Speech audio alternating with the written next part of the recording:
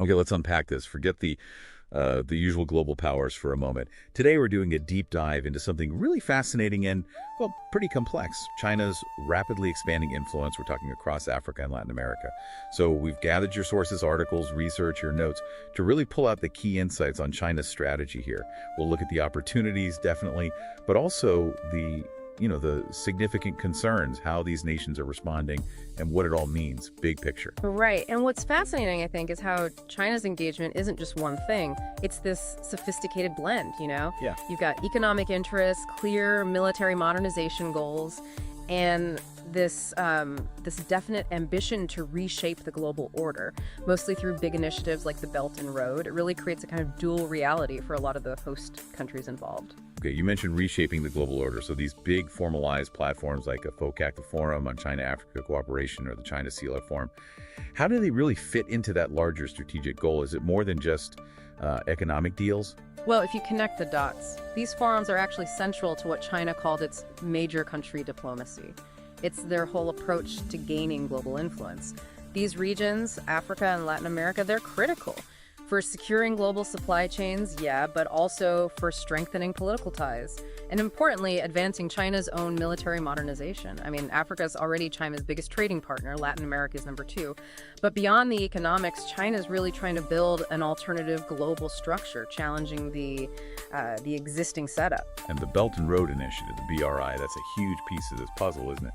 Launched back in 2013, it's this massive global infrastructure plan over 150 countries meant to boost investment and, well, China's geopolitical clout. Yeah. What really struck me in the sources was seeing Latin America described as a natural extension. Exactly. And these aren't just abstract plans. You see concrete examples. In Africa, think about the renovation of the Tanzania-Zambia Railway, that is Azara, or China's first overseas naval base in Djibouti. Super strategic for trade protection. Djibouti, right. Strategic spot. Definitely. And then in Latin America, you've got the Megaport project in Peru, envisioned as a massive hub. The crucial hub, yeah. And the key thing here, the real insight, is how this infrastructure, ports, 5G networks, digital stuff, often has that dual utility. It serves commercial needs, sure, but it also subtly expands China's potential military reach and surveillance capabilities, gives them a big logistical edge globally. But okay, this huge engagement, it's not all smooth sailing. The debt issue seems, well, massive and complicated. We're talking, what, $182 billion in loans to Africa between 2000 and 2023, and over $140 billion to Latin America since 2005. The numbers are staggering, yeah. And while the whole debt trap narrative, direct asset seizures, might be limited according to the sources, the terms of these loans are often the problem. They can be really opaque, frequently commodity-backed. You mentioned Ecuador's oil exports. That's a prime example. And sometimes they even include waivers of sovereign immunity. Waivers of sovereign immunity. Wow. That sounds incredibly risky for a country. It really raises that critical question, doesn't it? What's the actual cost for these debtor nations when the contracts aren't transparent and the lender holds so much leverage? Look at Venezuela's oil-backed loans. It kind of highlights this potential lose-lose situation. China's priority can seem to be just securing that resource flow, even if the host country faces severe economic distress because of it. So connecting those dots, are these loans mainly about finance, or is there a deeper strategic play here, tied to resources maybe? Absolutely tied to resources. China's hunger for critical minerals, copper, cobalt, lithium, you name it, especially for its green energy transition, is a huge driver. It holds the largest mineral portfolio in Africa, invests heavily in Latin America. But here's the challenge for the host nations.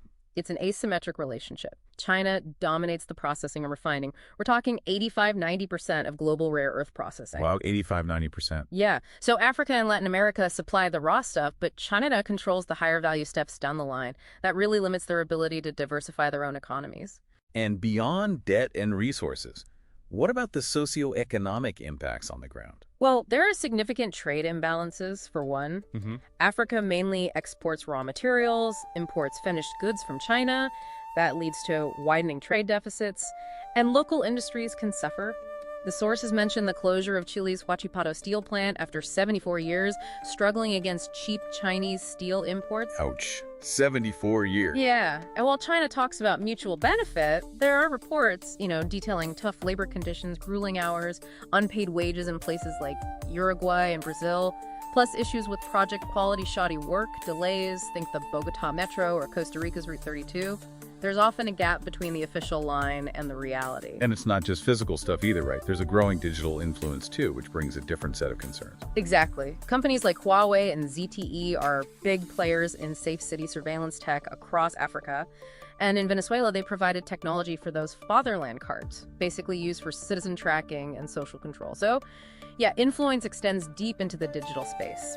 Okay, so given all these complexities, the debt, the resource dynamics, the social impacts, the digital side, are these African and Latin American nations just passive bystanders? Oh, definitely not. That's a crucial point in the sources. They're increasingly asserting their agency. They're trying to recalibrate these partnerships, pushing for more transparency, looking to diversify their relationships.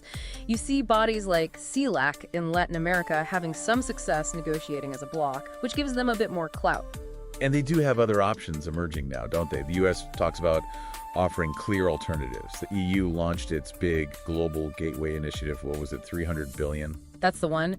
And you also have Japan and India collaborating on initiatives, explicitly positioning their approach as different from, quote, extractive models. Right. So what really comes through is how this competition is heating up. Africa and Latin America are becoming these really crucial arenas for global influence. That sums it up well. China's engagement is undeniably sophisticated, multi-layered. It offers real development opportunities, no doubt, but it also brings significant challenges: debt, governance issues, human rights concerns. And importantly, these nations in Africa and Latin America are actively navigating this, asserting their interests, while other global powers are definitely stepping up with alternatives. So this whole shifting landscape, it really points towards a more complex, multipolar world order, maybe, where regional players actually have more bargaining power than before. Which leaves a question for you, the listener. What does this deep dive suggest to you about the future of international cooperation? How will nations, big and small, navigate these powerful currents moving forward?